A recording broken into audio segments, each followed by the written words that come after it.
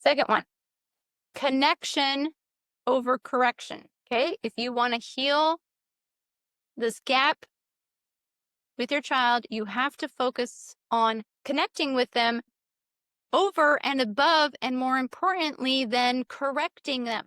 Because correcting them creates a gap, it creates a detachment. Connecting with them bridges the gap, secures the attachment. And then once you're attached, remember, like Abraham Lincoln, you can persuade a man to your cause because you are attached. But if you correct, you lose that power. You lose the ability to influence because you're not connected. You're not attached. So you have to focus on, and you have to choose. If there's a choice, I'm going to choose connection over correction. If I have to choose between whether or not I correct this behavior or I just connect with the child, I'm going to choose every time connecting with the child, because in the long run, that's going to give me a lot more leverage and influence and bond with my kid. And obviously the best time to correct is after we connect. Yes. Yeah, this doesn't mean that we never correct, but you're going to have more power in correcting after you've connected, and that correction may come later, the next day, next week, right? I used to think as a mom, like, I have to correct it in this moment, or I've missed my chance and my child will end up as a prisoner. They're going to go to jail if I don't correct it right now. And then I learned that's not true. I can wait to correct, and I'm not a bad mom, and they're not going to be a bad kid. And in fact, it actually worked better that way. So I stopped. In fact, I almost have a rule. I mean, it's not like a hard rule, but yeah, it's pretty close. I don't correct in the moment. I connect, and then if it's chronic, then I correct it later. If it's a one-time thing, then we just move on, and it's not a big deal, right? Okay, Julie says this one of connecting over correcting is especially hard for me with my avoidant one because she takes offense at her siblings' unintentional behaviors and does something rude. She pushes them because they were in the way. She barks because their foot was on the drawer. I feel so strongly that I want to correct instantly when I see somebody was treated that way. And I get it. That's a tough one, because especially when someone else is involved, and it's true, you do need to stand up for the other child. But I may say something as simply as, well, that was very rude. And then I focus on the child that I'm going to have more influence over in that moment, which is the one that's not upset. Well, yes, but in these examples, which thank you for specific examples, remember it's a symptom. Well, of course it is. She's doing this, like she's getting offended. It's a symptom of something else that she needs connection. So very often going and connecting with her is what is going to lead to the best correction. Yeah. So that's definitely true. But I guess what I'm saying, it depends on, of course, how she's feeling. If she's very upset, she's going to be resistant to connection in that moment. What I meant with working with the other child is that I'm doing that to avoid further conflict by simply drawing them out of that drama triangle, whether that's like, But then you become the rescuer. I can see how you're saying that, but I guess what I'm saying is I'm simply trying to prevent further escalation.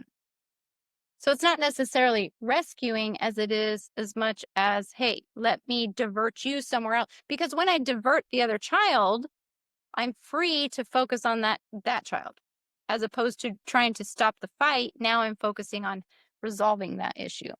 So it's more like kind of I'm getting them out of the picture type thing. Okay. If that makes sense. Yeah. I like to go just straight for connection. So if I see that going on, I'm going straight to the persecutor to connect and like bring it down, talk about it, ask questions, what's going on. And I'm going to do what I said at the beginning. I'm going to mentor through where she's like, yeah, I shouldn't have yelled at them. What's going on? Oh, I'm feeling this. So I did that.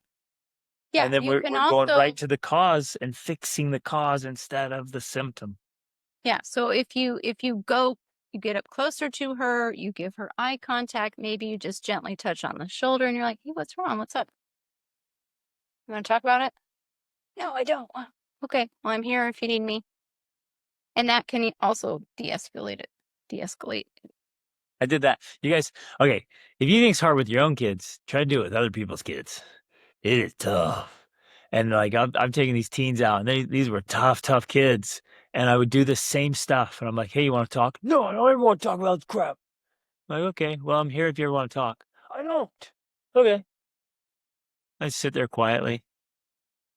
Just wait. They're like, why are you still here? I'm like, well, I'm just here if you want to talk. I don't. I told you I don't want to talk. I'm like, okay. Well, you can talk to me whenever you want. Sitting there. Like, okay, just let me know. And I stand up and they're like, well, I'm just mad. And then they open up. All right. And it all comes out. And then we work through it. And it's amazing. And they start making changes. They start making connections. It's so transformative. It's so powerful. Okay. How do you handle something like swearing? My 11-year-old has started swearing when he's angry with me and a sibling. Again, it's a symptom. It's a symptom, right? And And it's escalation. It feels like I've got to swear now to meet my need. so this is something like specifically with something like this that's chronic, it's happening more than once. That is something I would be addressing in a preemptive time. So definitely not in the moment. I'm not going to like address it in the moment. When he does it, I may say in passing, I hate it when you swear, but then I move on. I'm not going to make a big deal out of it. But what I am going to do is sometime we're going to sit down together. For me, I would do this at like our family, we call it our devotional. We do it during breakfast in the morning. We have a discussion every morning. We do all kinds of things. We would bring it up, not being pointed and directed at this child.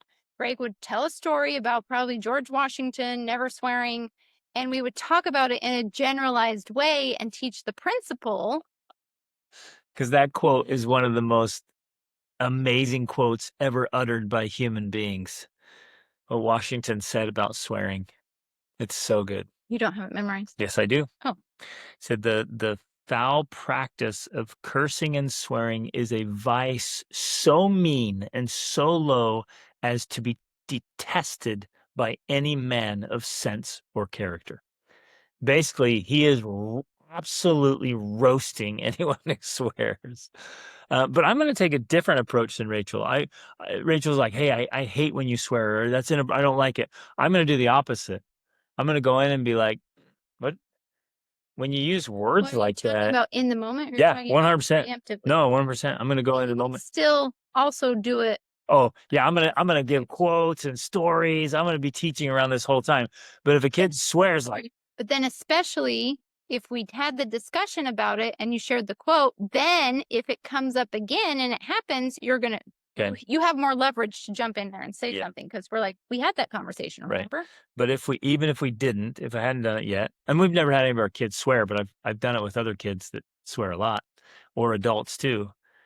Basically, again, the mentoring. You just ask. You're like, what does that say about you Or when you start use by saying, those kind of why are words? you Yeah, why? why Hey, why you swearing?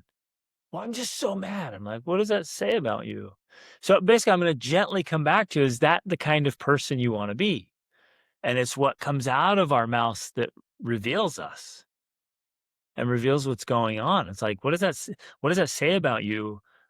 You know, what do you want others to think about you when you use those words? Because words are a way to vocalize something so that other people are paying attention.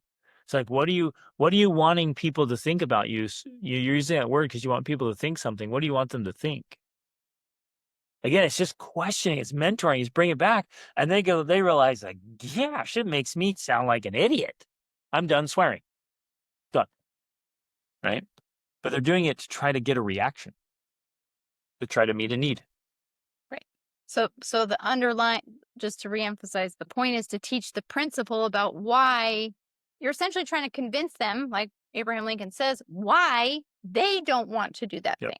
Not why you, because you're right. I wouldn't If I tell them. say I hate it when you swear, that's not the point. The point is I want to try to convince them why they don't want to do that thing. That's the main point.